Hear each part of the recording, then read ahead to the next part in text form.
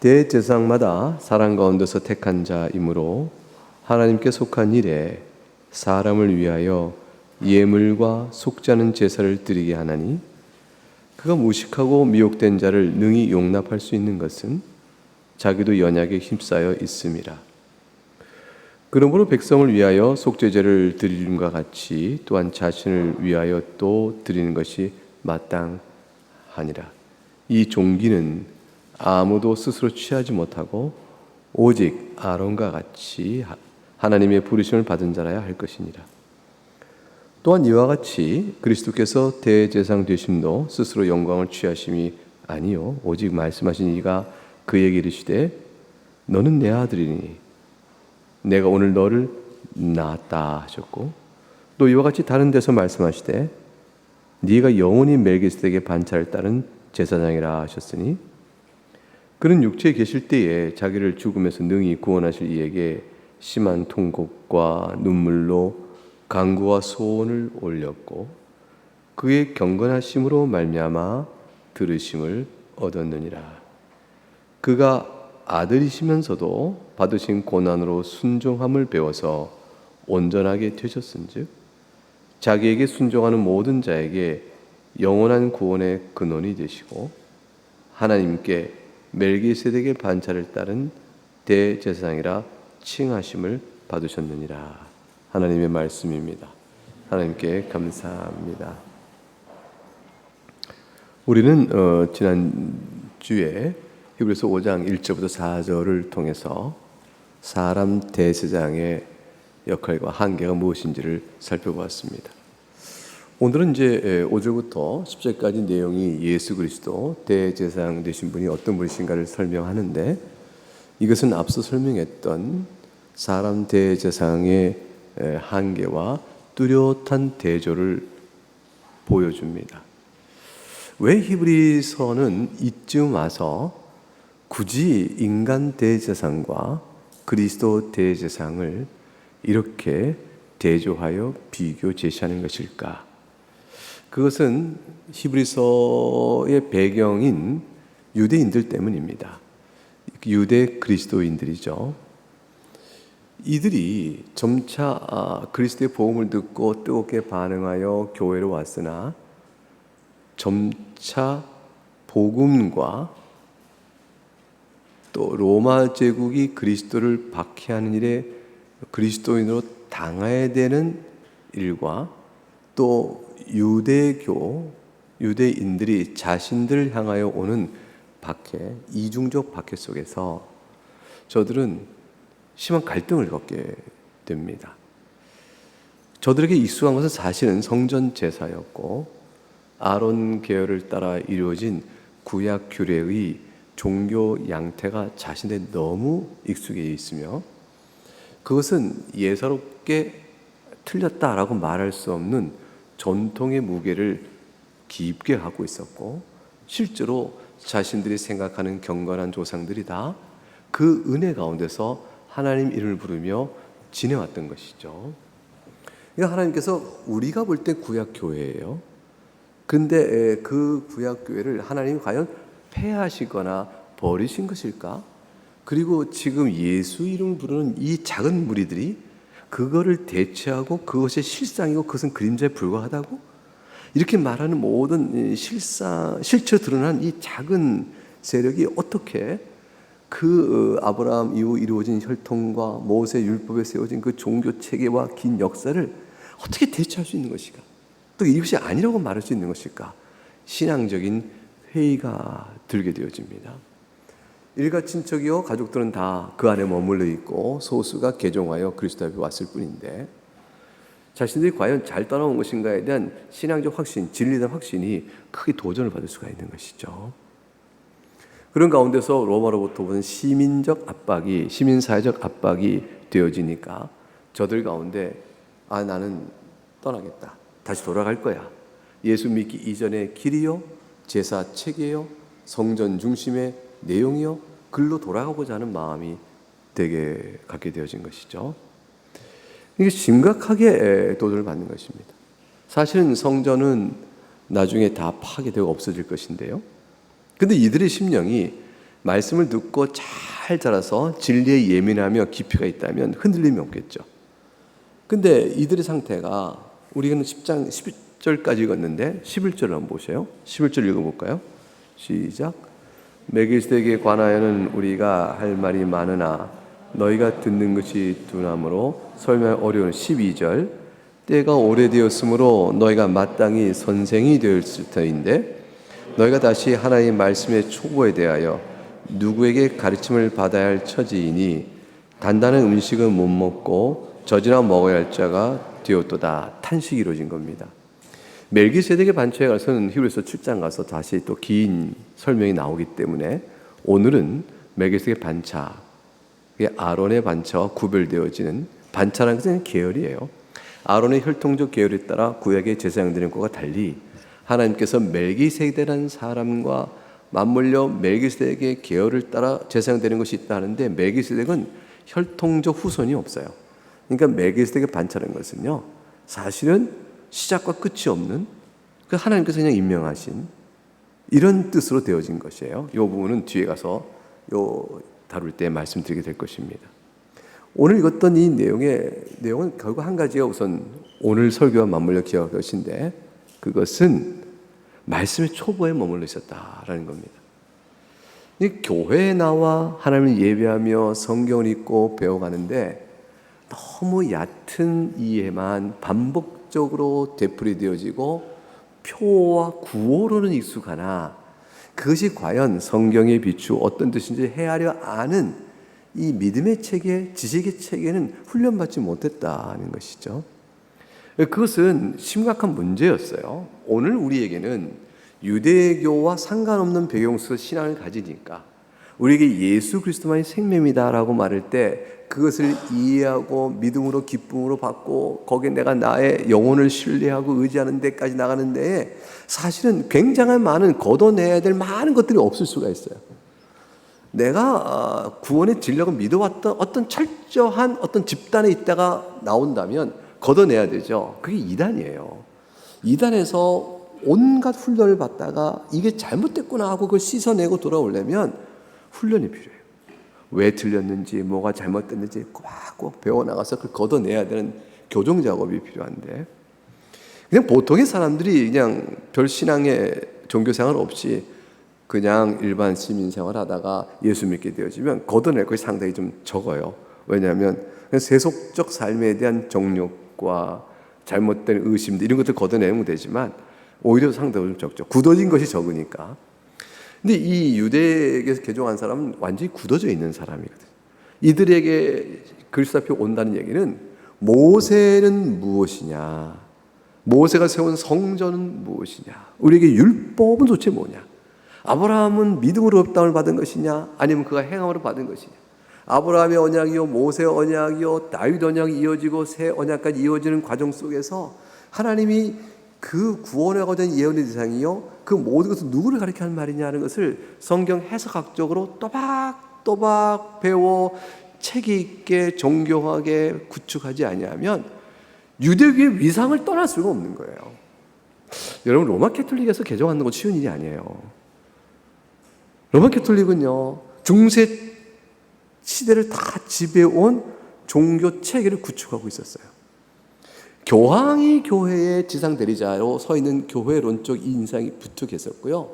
연옥이라는 비성경적인 종말관이 그 애들의 자리에 잡고 있는 이상 그곳에서 연옥에서 형벌을 면해 면벌부를 받고 어떻게 내가 그 천국으로 들어갈 수 있을 것이냐는 이 질문 앞에서 그들은 어떻게 중요한 문제를 풀어야 되는데 그게 공로사상밖에 없었던 거잖아요. 이러한 신앙체계, 자기가 죄를 고하고 또 고해성사에 따른 면벌체계를 받을 수 있는 일정한 가르침을 받아가고 교회의 의지함으로 그걸 배워나가는 이 과정에 이 신앙체계를 떠난다는 것은 멸망인 거죠. 그러니까 지금도 로마 캐톨릭 교인들이 부모가 믿고 자식이 개신교로 오게 되면 땅을 치는 게 뭐냐면 네가 우리가 믿는 이 구원 체계에서 이탈되었으니 이 어쩌면 좋으냐. 그러니 영세만은 받아라. 영세만은 캐톨릭에서 받아라. 그럼 그걸 위로 삼아요. 이제 영세만을 받아도 일단 연옥은 간다고 믿어지니까. 이와 같은 책에서 유대교를 떠나는 건 간단한 문제가 아니었습니다. 저들에게 잘 배워 가르쳐야 되는데, 탄식은 뭐냐면 믿음은 가졌다고 나왔으나 믿음에 합당한 지식의 성숙은 없었고, 지식을 가르쳐도 마음에 받아 확고히 신앙으로 내려오지는 뿌리내지는 못했다라는 것입니다. 이런 상황 속에서 지금 오늘 본문에 이르러서 저들을 일깨우기 위하여 대제사장을 비교하는 것입니다. 대조하는 것입니다. 하나님께 나가는 일은 구약 백성도 알고 있었던 게 뭐냐면 대제사장 없이는 속죄가 없다는 걸 알고 있었어요. 이거는 뭐 구약교의 전형적인 것이니까. 그러니까 하나님 앞에 죄를 지면 속죄 제사를 올리고, 속죄 제사를 올리려면 제사장이 있어야만 올리는 것이요. 그 대제사장은 제사장의 대표잖아요. 이스라엘 전체를 대속죄하는 일에 세워진 대제사장이니까 제사장을 통하지 않고는 하나님께 나갈 수 없고 속죄받을 길이 없으니 제사장 직분이 그리 중요한데, 그러면 너희가 믿는 의지하는 제사장은 누구냐? 그리고 너희가 지금 떠나려고 하는 그리스도는 어떤 제사장이냐를 대조해 주는 겁니다. 오늘 본문은 그래서 먼저 1절부터 4절까지 사람 대상의 한계를 밝혀주고, 그리고 그리스도의 대상됨을 직접적으로 대조해 주고 있으니 본문을 들어가면서 어떤 특성들이 대조되고 있는가를 몇 가지 살펴보겠습니다. 그러니까 우리에게는, 여러분에게는 아니 뭐 이게 왜 필요해? 그냥 예수 그리스도 믿으면 되지 싶은 이 복음의 그리스도에 관한 당연시 여겨지는 이 간명한 이해가 사실 유대인에게는 엄청난 전통과 자기 생명을 걸어야 되는 무게였다. 근데 이것은 비단 그들에게 중요한 것이 아니라 이 일을 오늘 읽는 우리들에게 뚜렷이 이해될 때 그리스도의 대상적 사역을 더 명확히 알게 되어줌으로 인해서 우리의 신앙도 세워져 간다. 이렇게 볼 수가 있겠죠. 먼저 1절을 보세요. 1절을 같이 읽어봅니다. 1절 읽어보면 시작. 대상마다 사람 가운데서 택한 자이므로, 거기까지 읽어봤어요.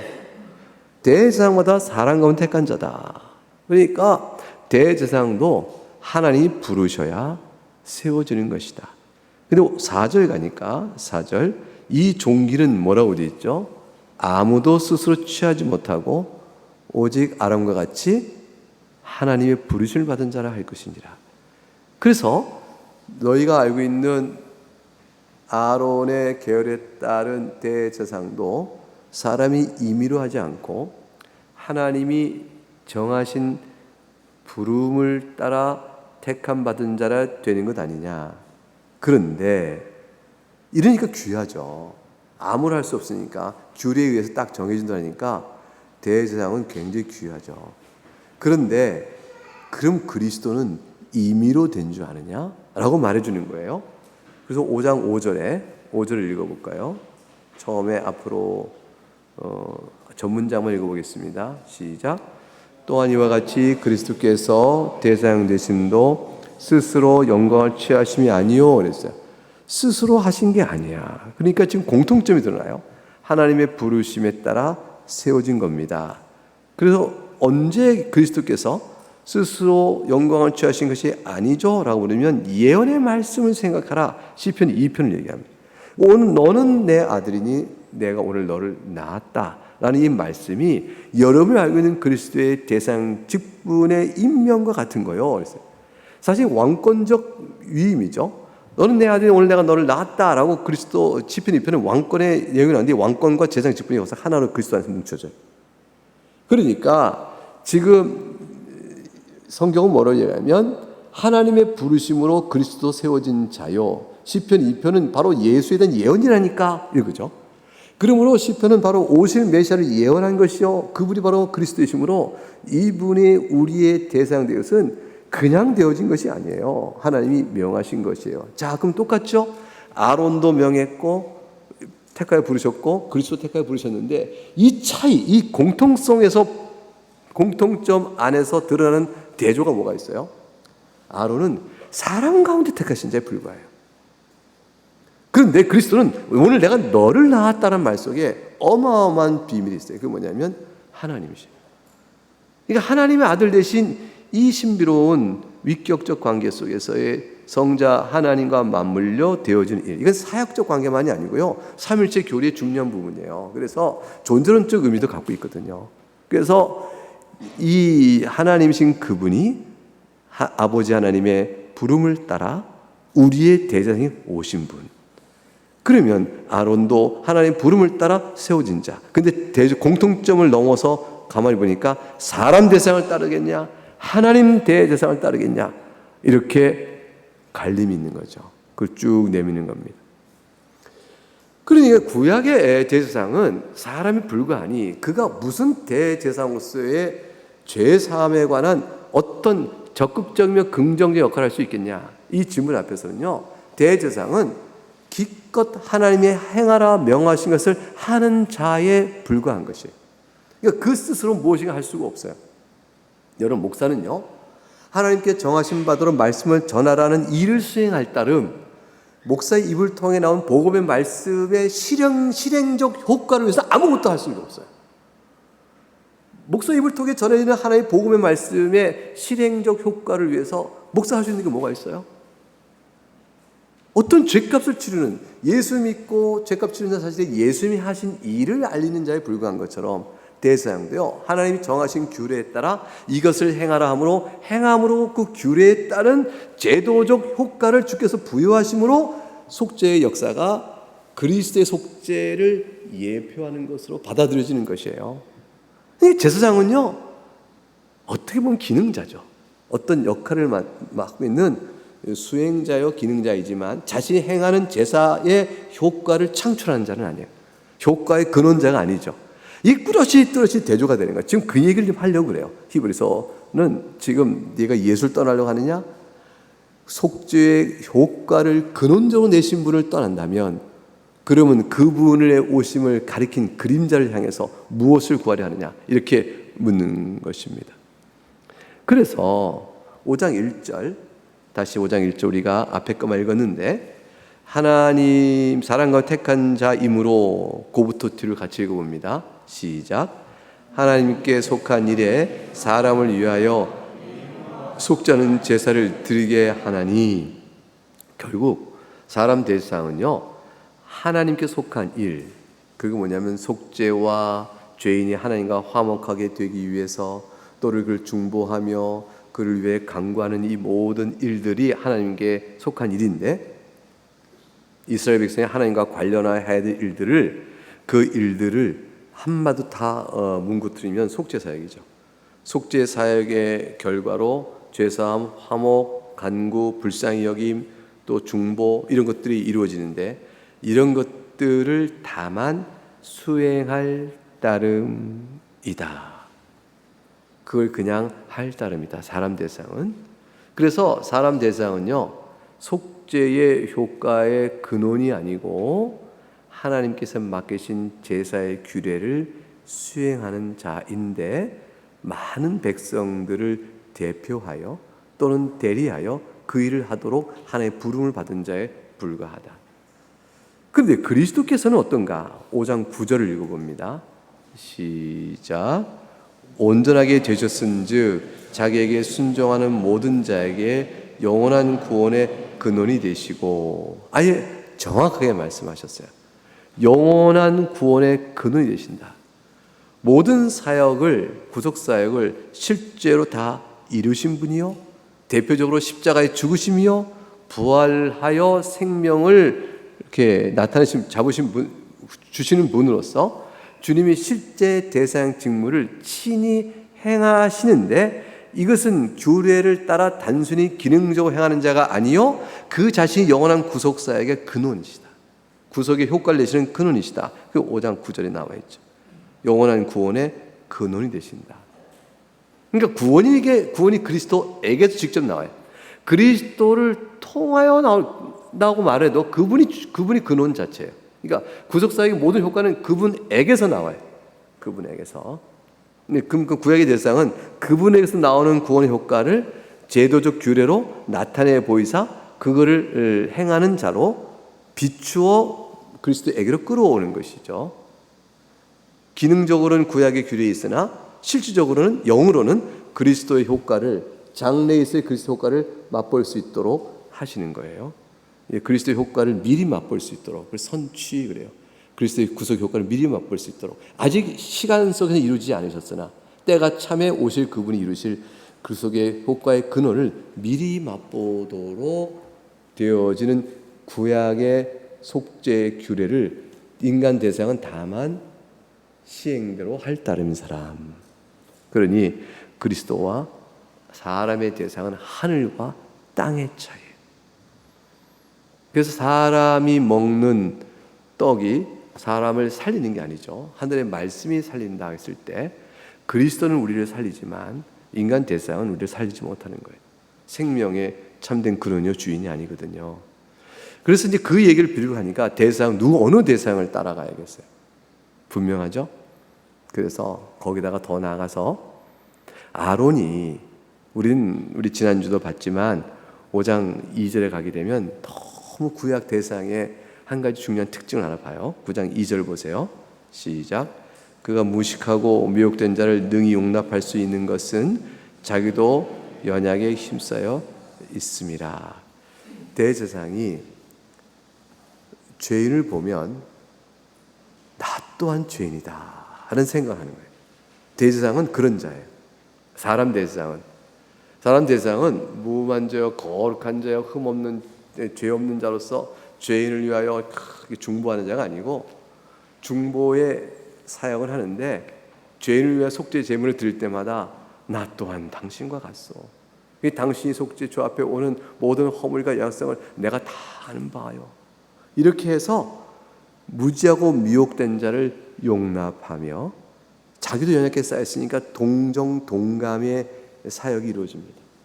대제사장은 사람의 연약성과 죄 있는 자를 내치는 자가 아니요, 어서 오시오, 우리가 다 같은 죄인이요, 하나님께서 우리에게 속죄를 받을 수 있는 제사 규례를 이렇게 주셨으니 이게 내가 행한 바도 행할 터이니 속죄를 받으시오, 나 또한 그러하오 라는 마음으로 행하는 자가 인간 대상이에요. 이게 사람 대상이 죄인을 향한 마음은 자기도 또한 그런 자임을 알고 관용하는 것이죠. 관용하고 자신도 인간이나 한계 안에서 처져있 느끼면서 죄인을 동정하는 거죠. 그런데 뭐가 없냐면 해결의 능력이 없어요. 당신의 죄를 내가 이해하고 동정동감하고, 그러나 그걸 내가 없애주겠어라는 말을 절대 못하는 거예요. 주께서 세운 규례가 있으니 우리가 다 주 앞에 제사를 드립시다 라는 말을 할 따름인 자예요. 그러니까 철저히 하나님이 되으신 제사 규례에 의지하여 할 따름인 사람이, 그러니까 이 제사 드리러 오는 자들을 동정 동감하고 연약한 자를 자기도 절감하면서 품어주며 하나님 앞에 나가는 자에 불과해요. 그런데 그리스도는 좀 달라요.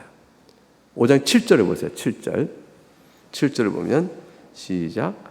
그는 육체에 계실 때 자기를 죽음에서 능히 구원하실 자의 심한 통곡과 눈물로 간구와 소원을 올렸고 그의 경건하심으로 말미암아 들으심을 얻었느니라.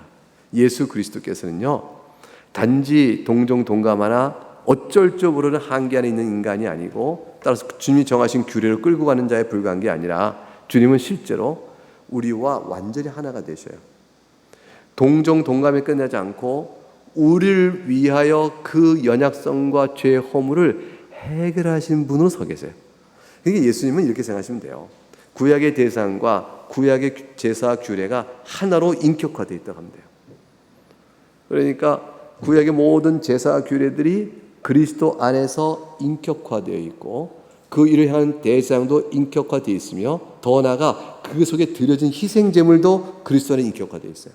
그러니까 구약의 모든 것이 제사규례, 희생제물, 제사를 드리는 제사장, 이 모든 게 다 그리스도에게 하나로 모아져 인격화된 그리스도 옆에 나와 계신 거예요. 그분이 우리의 대제사장이에요. 눈물과 통곡으로 우리의 속죄를 위하여 우셔요. 이건 완전 일체감이에요. 그 완전 눈물과 통곡의 강구는 언제 하냐면 이제 겟세마네 동산에서 주님 기도하신 내용 속에서 우리가 알 수 있죠. 마태복음 26장 39절에 아버지여 만약 할 수만 있으시다면 이 잔을 내게서 거두어 지나가게 하옵소서.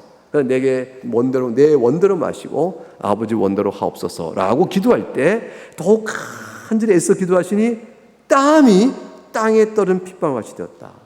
이 통곡의 깊이, 주님이 우리를 위하여 대리 속죄하시는 것에 대한 속죄의 무게가 얼마나 큰가를 그대로 보여준 대목이죠.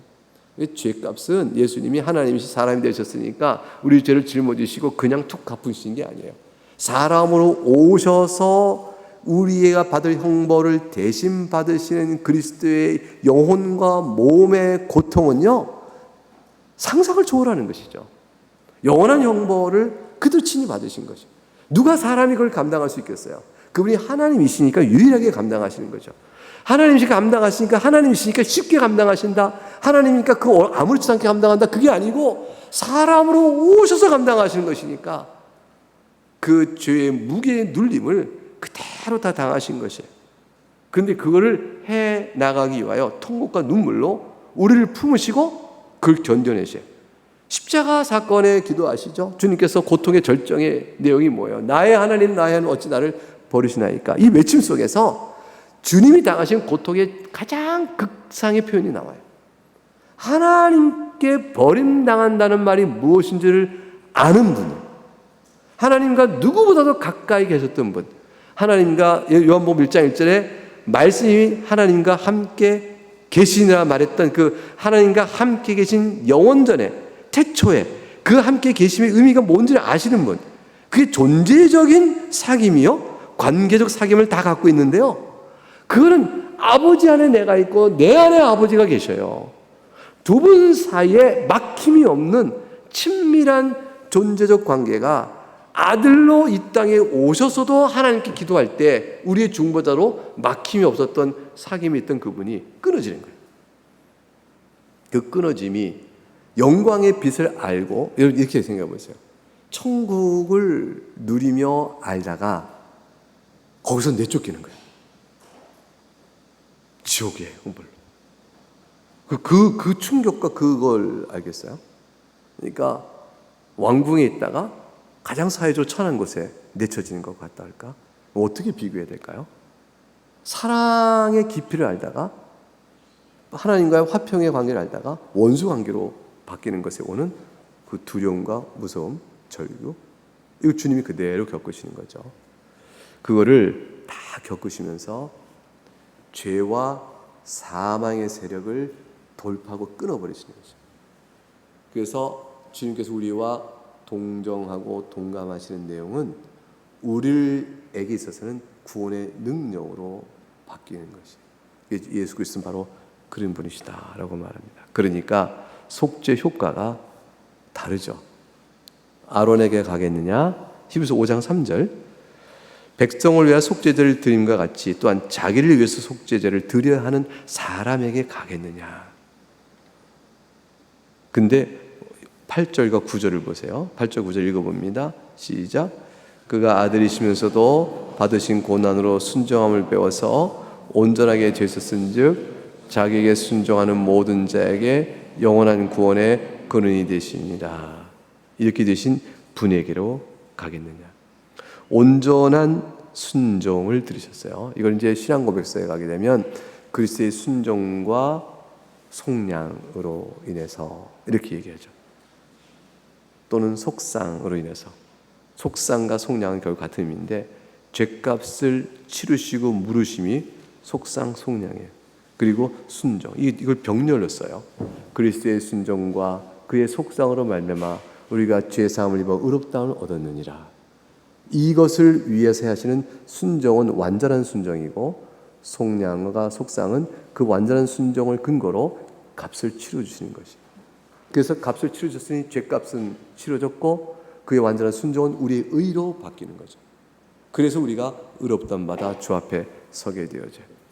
그래서 이와 같은 그리스도의 속죄 효과는 완전 무결해요. 완전 무결한 건 뭐냐면 반복 제사가 필요 없다는 것이에요. 그걸 한 번에 끝난 거예요. 그러니까 아론의 제사는 제도 제사 규례에 따라 하는 것인데 단번에 속죄를 못 이루니까 죄가 깨들 때마다 나가서 속죄를 드리고 죄가 또 있으면 또 나가 드려야 되는 형편이 되어지는 것이죠. 근데 우리는 그리스도 오신 이후에 그리스도를 믿는 우리는 예수 그리스도의 완전의 단 한 번의 속죄로 인해서 죄가 깰 때마다 다시 속죄의 젖을 드릴 일이 없는 거예요. 그 우리에게 있는 건 뭐냐면 성도로 구원받은 살아가야 될 회개의 의무가 있고 또 주 앞에 새로워질 의무가 있는 것이고 그 부름에 있을 뿐이지 속죄 자체가 되었다가 죄인 됐다가 속죄됐다가 죄인 됐다가 신분상의 변화가 하늘과 땅으로 왔다 갔다 하는 것이 아닌 것이죠.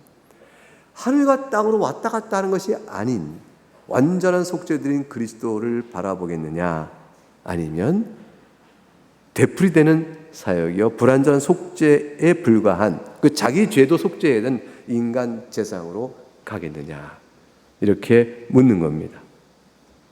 결국 아론의 계열과 또 멜기세덱의 반차라는 말로 딱 잡아줬어요. 멜기세덱 반차라는 말은 신비한 것이죠. 하나님이 택하여 세우시는 시작과 끝이 누군지 알 수 없는 멜기세덱의 반차의 신비로운 인물은 그리스도의 우리의 제상됨이 사람의 계열을 따라 된 것이 아닌 그것과 다른 하나님께서 내리신 분이란 뜻을 갖게 되어져요. 전혀 다른 하나님께 직접 택하여 부르신 자를 따르겠느냐, 아론의 계열을 따르겠냐, 이렇게 제시하는 것이죠. 아론의 계열을 따른다는 것은 어떻게 냐면 제사장이요 죽어요. 자기도 죄인이고 그걸 계속 바뀌어 나갑니다. 교대해 나갑니다. 근데 우리 주 예수 그리스도는 영원토록 한 분, 동일한 한 분으로 남죠. 동일한 영원토록 한 분인 그분을 따라가는 것이냐, 아니면 바뀌는 교대에 따라 바뀌는 그를 따라가는 것이냐, 이걸 이제 대조해 줬습니다. 여러분, 용도까지가 5장 10절까지의 중요한 대조점입니다. 이 말을 들은 히브리서를 들으던 흔들리는 교인들은 어떠한 교훈을 받고 어떻게 나가야 될까요? 여러분의 선택은 무엇이 될까요? 여러분 신앙에 의지할 분 누구를 찾아가겠어요?